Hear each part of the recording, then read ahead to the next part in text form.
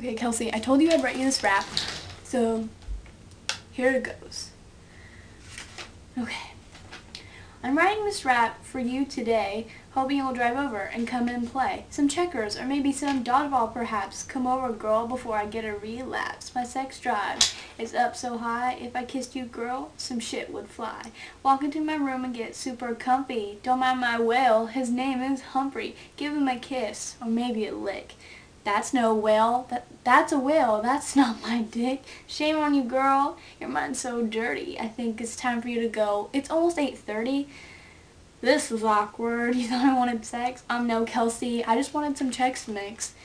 You'd really give it up on the first night? If I wasn't so tired, I think that'd be tight. But it's too bad my head has to hit the pillow. Excuse me, miss, but can you stop petting my armadillo?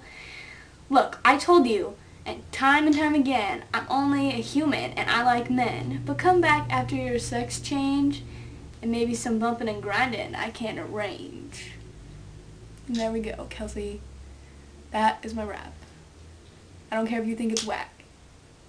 It's the best rap I could write, okay? I wrote this in like 10 minutes. But I hope you like it. Yeah.